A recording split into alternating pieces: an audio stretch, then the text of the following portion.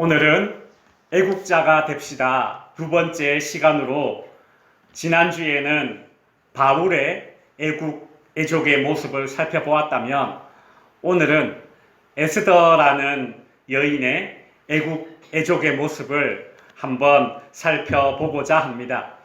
말씀 듣기 전에 우리 한번 외쳐볼까요? 애국자가 됩시다. 애국자가 됩시다. 아멘. 오늘 본문의 배경은 지금으로부터 약 2600년 전의 이야기입니다. 이스라엘이 바벨론이라는 나라에게 멸망당해서 많은 유대인들이 포로로 바벨론에 끌려갔습니다. 바벨론으로 이제 포로로 끌려간 지 약 60년이 지났을 때에 이 바벨론이라는 나라는 페르시아라는 더 큰 나라에게 점령을 당하게 됩니다. 페르시아라는 제국, 이 큰 나라의 고레스라는 왕이 바벨론을 딱 점령하고 보니까 거기에 이 이스라엘 사람들이 포로로 끌려와서 살고 있는 것을 보게 되었습니다. 고레스 왕은 이스라엘 사람들에게 야, 이제 너네들 나라로 돌아가라. 돌아가고 싶은 사람 다 돌아가. 그렇게 자유를 선포했습니다. 이렇게 이스라엘 백성들은 바벨론에 포로로 끌려간 지 70년 만에 이제 자유를 얻어서 세 차례에 나눠서 자신들의 고국 이스라엘로 귀환을 하게 됩니다. 그런데 이때 고국으로 귀환하지 않고 페르시아에 그냥 남아서 이렇게 살게 된 이스라엘 백성들, 유대인들도 있었습니다.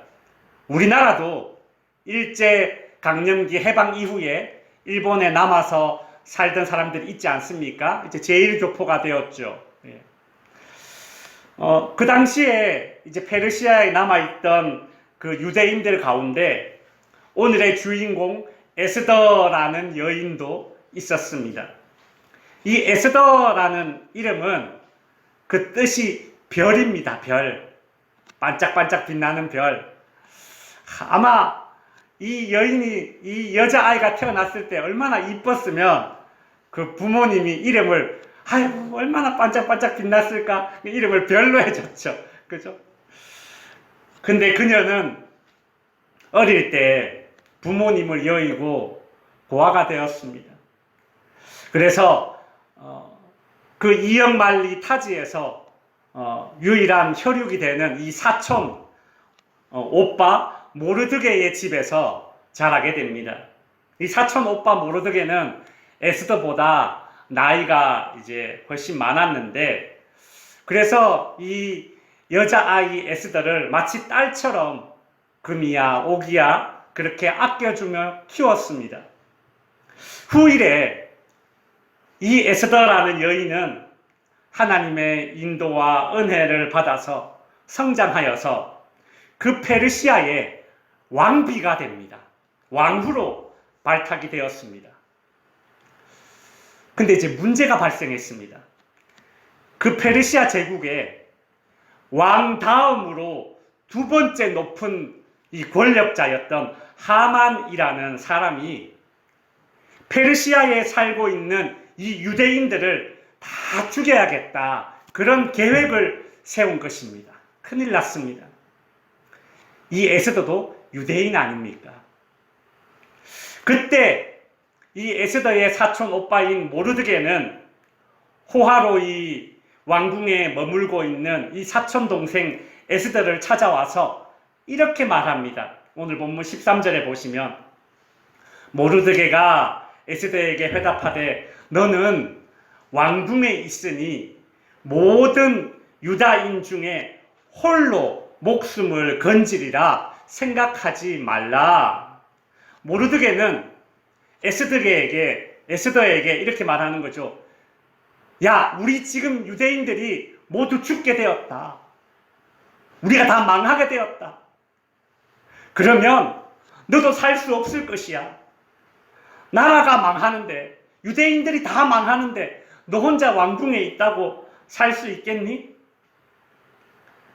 나라가 위급할 때에 혼자만 살겠다 그렇게 생각하지 마라. 그렇게 이야기를 한 것이죠. 여러분, 나라가 망하고 주권이 빼앗겼는데 어찌 홀로 살 수 있겠습니까? 나라가 위급할 때에 혼자만 살겠다고 하는 사람들이 많아지면 진짜 그 나라는 망합니다. 1966년 6월 12일 이스라엘과 아랍이 6일간의 전쟁이 벌어졌습니다. 일명 6.1 전쟁입니다. 미국의 스탠퍼드 대학의 총장이 미국에서 공부하고 있는 그 유대인 학생들 그리고 아랍계 학생들, 중동에 있는 여러 나라들 학생들 다 이렇게 모아놓고 이렇게 당부를 했습니다.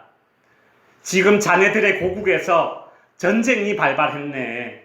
동요하지 말고 다가오는 학기말 고사 시험에 최선을 다해주기 바라네. 며칠이 지나서 유대인 학생들이 전부 다 어디 갔는지 찾을 수가 없었습니다. 유대인 학생들은 고국에 전쟁이 났는데 내가 편안하게만 공부만 하고 있을 수는 없다. 이렇게 이야기하면서 자기 나라를 위해서 고국으로 이스라엘로 짐 싸서 다 돌아갔습니다. 근데 아랍계 학생들도 어디 갔는지 찾아볼 수가 없었습니다. 그런데 그 이유는 달랐습니다.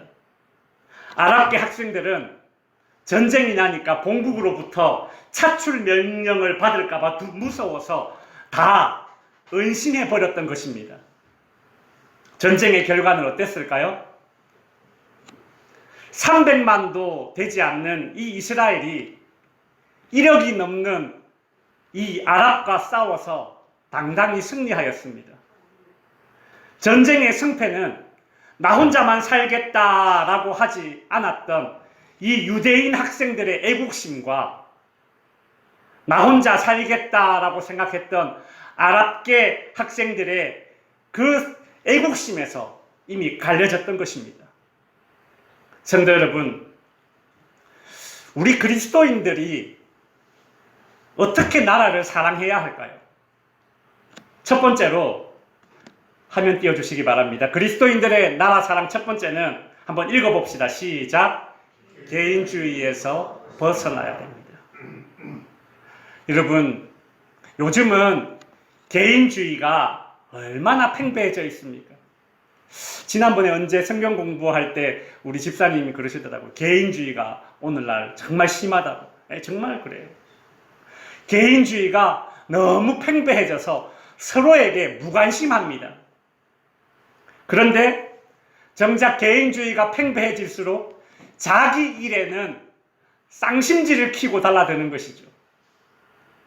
오죽했으면 이런 농담이 있습니다. 집에 강도가 들었을 때 강도야! 라고 외치면 안 된답니다. 강도야! 라고 외치면 자기가 다칠까봐 아무도 안 온답니다. 그래서 뭐라고 얘기해야 되느냐 하면 불이야! 라고 얘기해야 된답니다. 그러면 아이고 우리 집에도 불 날라 싶어서 밖에 나와 본답니다. 씁쓸한 이야기죠.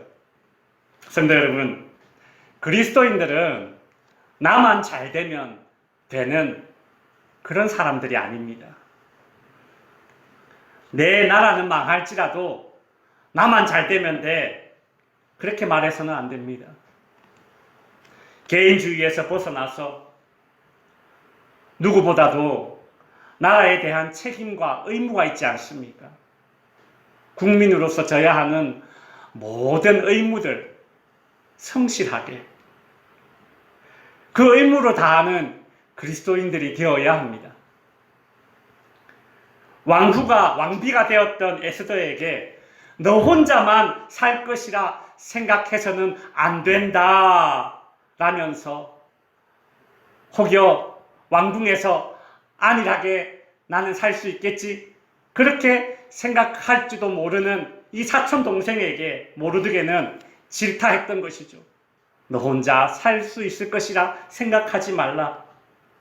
그리고 모르드게는 그녀에게 또 이런 말을 합니다. 14절에 보시면 이때에 네가 만일 잠잠하여 말이 없으면 유다인은 다른 데로 말미암아 노임과 구원을 얻으려니와 너와 네 아버지 집은 멸망하리라.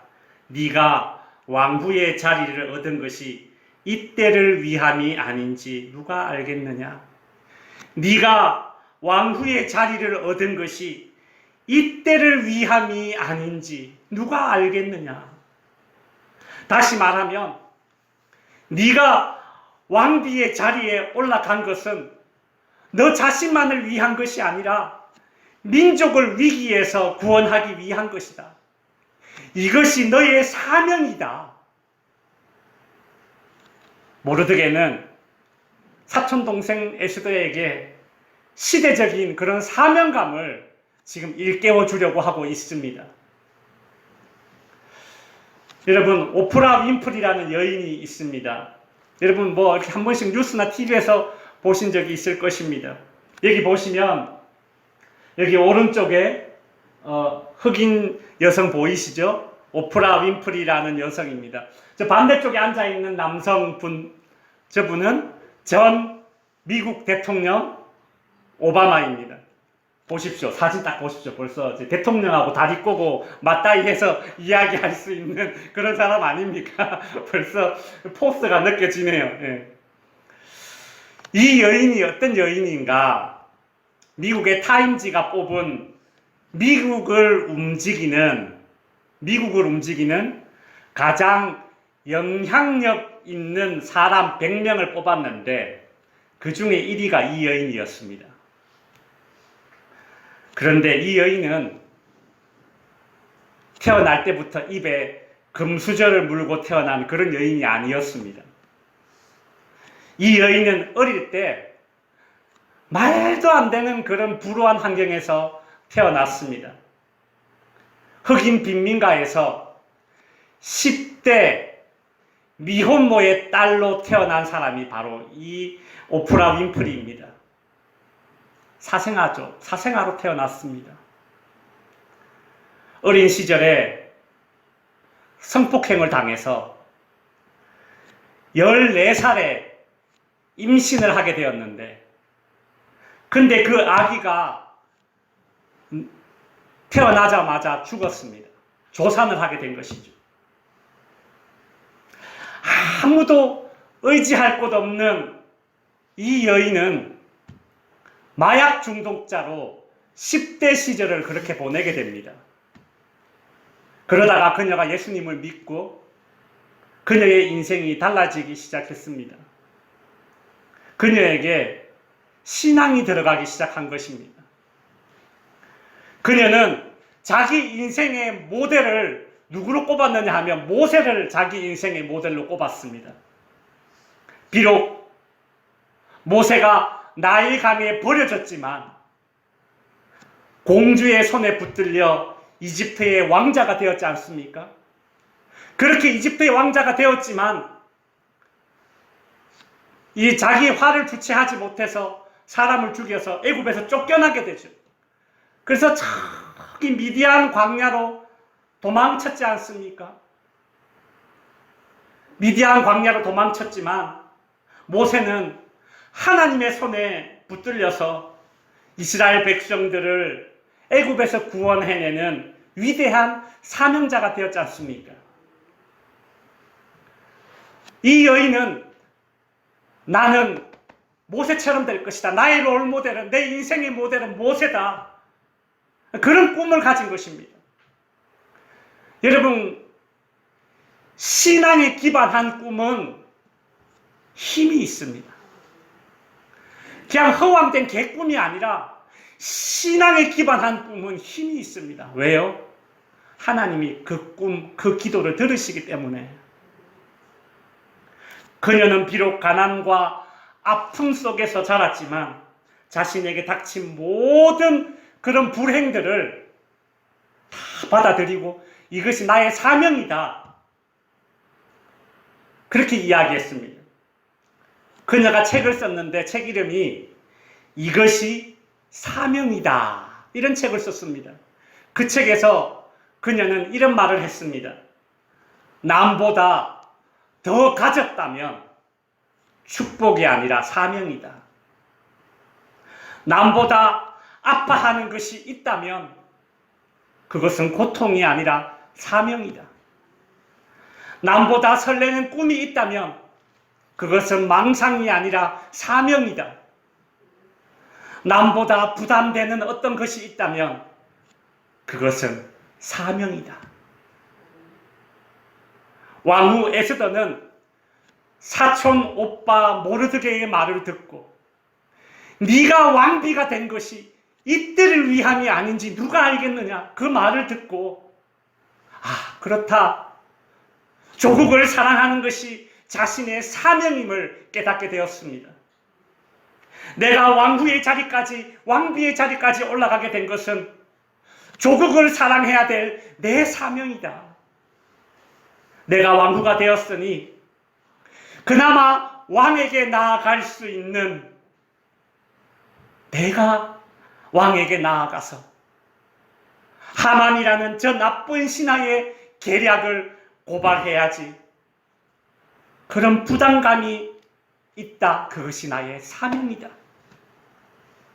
성도 여러분, 하나님께서 우리에게 애국 애족의 사명을 주셨습니다. 그리스도인에게 애국 애족의 사명이 주어졌습니다. 성도 여러분, 우리 그리스도인들은 어떻게 나라를 사랑해야 할까요? 두 번째로, 애국이 사명임을 알아야 합니다. 같이 한번 읽어보겠습니다. 시작. 사명임을 알라. 애국이 사명입니다. 제가 지난주에 잠깐 말씀드렸는데 3.1운동 민족 대표 33인 중에 기독교인이 16명이라는 말씀을 드렸었죠.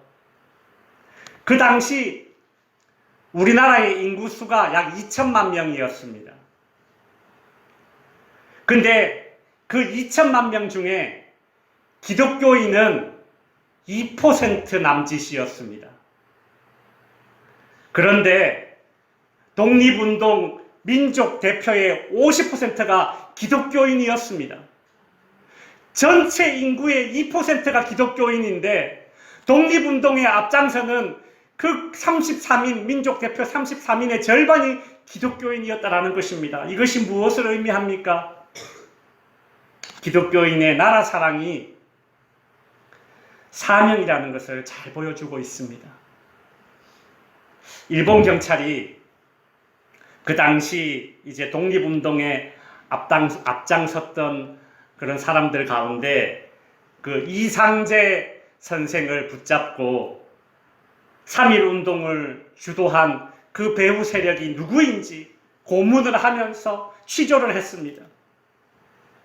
그때 이상재 선생이 남긴 명언이 있습니다. 뭐라고 얘기한 줄 아십니까? 독립만세운동은 하나님이 시켰다. 이게 뭐예요? 이상재 선생은 독립운동이 그리스도인의 사명이다라고 말하는 것 아닙니까? 에스더는 자신의 사명을 깨닫게 되자 용기가 생겼습니다. 여러분, 그래요. 말도 안 되는 용기는 사명에서 나오는 것입니다. 꿈도 꺾입니다. 야망도 꺾입니다. 그러나 사명은 꺾이지 않습니다. 여러분, 사명자는 절대 꺾이지 않습니다. 말도 안 되는 상황을 헤쳐나가는 사람을 보면서 저 사람 대단하네. 저 사람 대단하네. 어떻게 저 일을 할 수 있지? 어떻게 저걸 참을 수 있지? 말도 안 되는 힘과 용기와 인내력은 사명감에서 나오는 것이죠. 에스더는 자신의 사명을 깨닫게 되자 용기가 생겼습니다. 여러분, 혹시 이 세상을 살아갈 용기를 잃으셨다면 다른 데서 찾지 마십시오. 사명을 먼저 붙잡으십시오. 하나님이 내게 원하시는 것이 무엇인가를 한번 생각해 보십시오. 그러면 여러분, 세상을 살아갈 용기를 얻을 수 있습니다. 이놈의 세상 못 살겠네 하지 마시고 하나님이 내게 원하시는 것이 무엇인가 사명을 한번 떠올려 보십시오. 에스더처럼 용기를 얻게 됩니다. 그녀는 16절에 이렇게 말합니다. 당신은 가서 수산에 있는 유다인들을 다 모으고 나를 위하여 금식하되 밤낮 3일을 먹지도 말고 마시지도 마소서. 나도 나의 시녀와 더불어 이렇게 금식한 후에 규례를 어기고 왕에게 나아가리니 어떻게 된다? 죽으면 죽으리이다. 말도 안 되는 이런 용기가 어디에서 나옵니까? 이 당시 페르시아에는 왕이 부르기 전에는 아무도 왕 앞에 나올 수 없습니다. 이것이 법입니다. 만일 왕이 부르지 않았는데 왕 앞에 나왔다.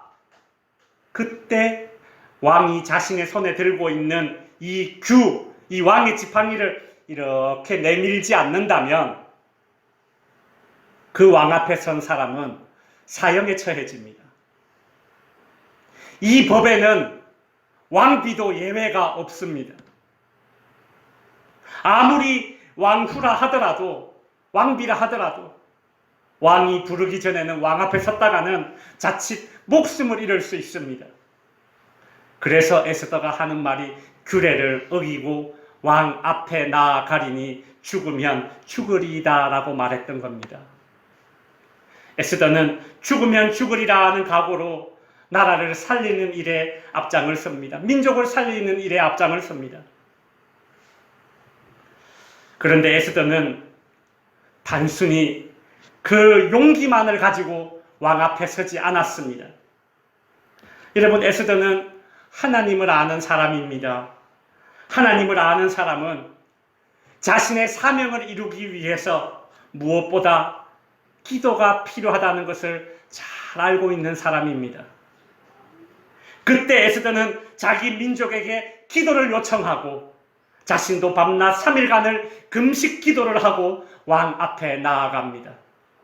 그리스도인의 나라 사랑 세 번째, 같이 한번 읽어보겠습니다. 시작. 나라를 위해 기도하라. 기도하는 백성이 있는 나라는 결코 망하지 않습니다. 왜 그럴까요? 하나님께서 그 기도를 들으시고 당신의 능력의 손으로 나라를 보호해 주시기 때문입니다. 여러분, 이 에스더라는 이 성경에는 하나님의 이름이 나오지 않는 그런 성경책입니다. 그러나 하나님이라는 그 단어는 나오지 않지만 하나님의 손길은 곳곳에 드러납니다. 그것이 에스더서입니다. 아하수에로 왕이 음모를 꾸미던 이 이스라엘의 대적 하만이라는 신하를 나무에 매달아 죽이고 유대인들을 살려준 것은 결코 우연이 아니라 하나님의 능하신 손으로 말미암은 하나님의 섭리입니다. 성도 여러분, 하나님은 밤낮 사흘 동안 금식 기도했던 유대인들과 에스더를 통해 이 이스라엘을 구원해 주셨듯이 지금도 하나님은 기도하는 자들에게 이 나라의 운명을 맡기셨습니다. 여러분, 우리 그리스도인들은 나라의 운명을 청와대에 맡기고 뒷짐지고 있는 사람들이 아닙니다. 나라의 운명을 국회에 맡기고 뒷짐지고 있는 사람들이 아닙니다. 나라의 운명을 공무원들에게 맡기고 뒷짐지고 있는 사람들이 아닙니다. 그리스도인들은 나라의 운명을 하나님께 맡기고 기도하는 자들입니다. 우리 그리스도인들이 기도로 나라의 번영을 위해서 책임져야 합니다. 어떤 사람들은 입만 열면 자기 나라 욕을 해댑니다. 요즘 젊은이들 가운데 자기 나라를 헬조선이라고 부릅니다. 헬조선, 지옥 같은 조선.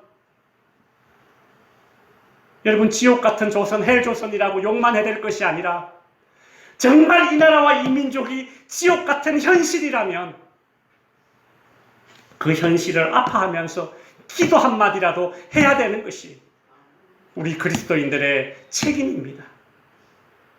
백범 김구 선생은 교회 한 개가 경찰서 10개보다 낫다라고 말했습니다.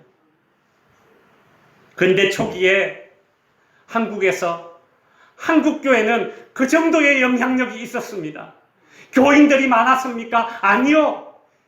2% 남짓밖에 되지 않았습니다. 그런데 어떻게 이런 평가를 받을 수 있습니까?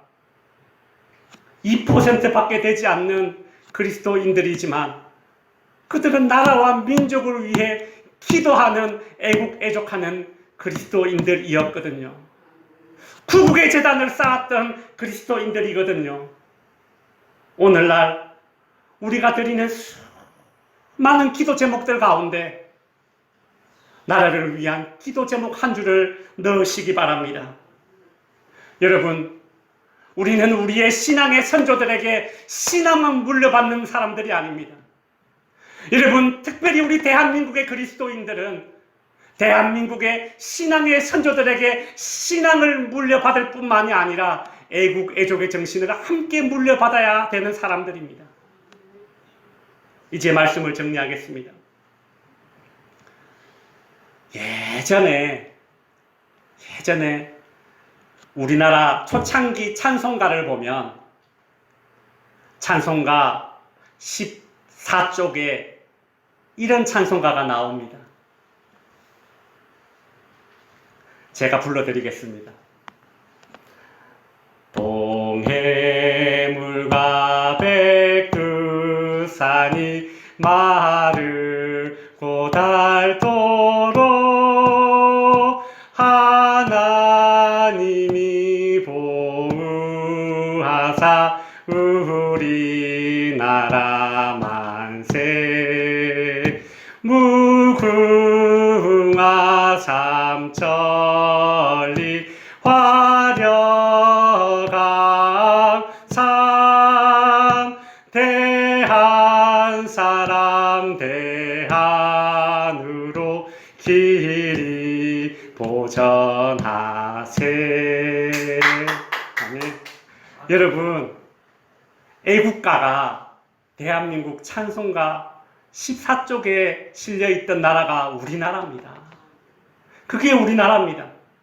하나님이 보호하사 우리나라 만세라고 이야기하는 나라가 우리나라입니다. 여러분, 어느 나라에 이런 애국가가 있겠습니까? 그죠? 이렇게 하나님께 우리나라를 보호해달라고 그렇게 기도하던 민족이 우리 신앙의 선조들이었습니다. 그 어느 때보다도 참 국내외적으로 불안한 그런 시대를 우리가 살고 있습니다. 나라를 생각하고 애국을 다짐하는 그런 그리스도인으로서 우리가 어떻게 해야 할까? 이 6월 호국의 달을 맞이하여서 많은 생각이 듭니다.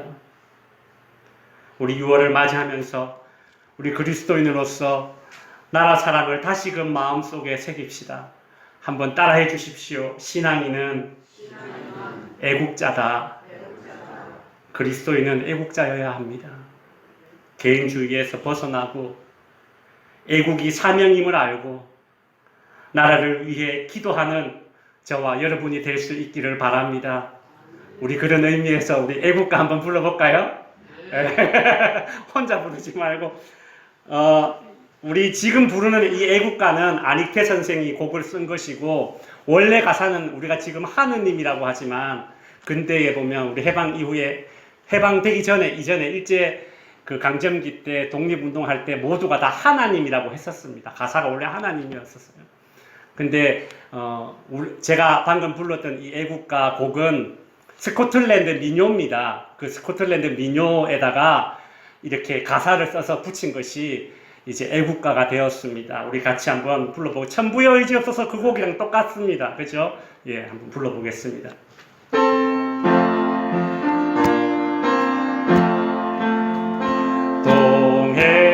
동해물과 백두산이 마르고 닳도록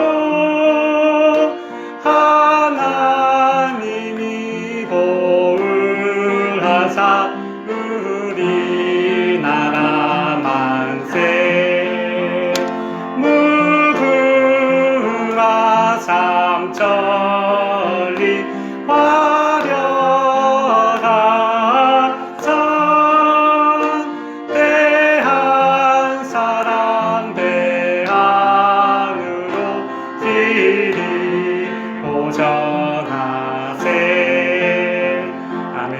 기도하겠습니다. 하나님 아버지, 왜 우리를 이 땅에 태어나게 하셨습니까? 왜 우리를 대한민국에 태어나게 하셨습니까? 왜 우리를 대한민국에 살아가는 그리스도인이 되게 하셨습니까? 하나님 아버지, 신앙인은 애국자가 되어야 한다는 사실을 오늘 에스더서를 통해 다시 한번 마음에 새겨봅니다. 나라를 위해 걱정하는 사람은 많지만 나라를 위해 희생하는 사람은 적고, 나라를 위해 불평불만의 말을 쏟는 사람들은 많지만 나라를 위해 기도의 말을 하나님께 올려드리는 사람이 적은 이 작금의 현실 가운데 아버지 하나님, 우리 덕지교회 모든 성도님들 바른 신앙, 바른 애국을 하게 하시고 개인주의에서 벗어나 애국이 사명임을 알고 나라를 위해 기도할 수 있는 덕지교회 성도님들 될 수 있도록 은혜를 베풀어 주시옵소서. 하나님이 보호하사 우리 나라 만세, 이렇게 하나님께 나라를 위탁하며 내어드리며 맡기며 기도하는 우리 모든 대한민국의 그리스도인들 되게 하셔서 하나님이 책임져 주시는 이 땅 대한민국 되게 하여 주시옵소서. 감사드리며 거룩하신 예수님의 이름으로 기도드립니다. 아멘.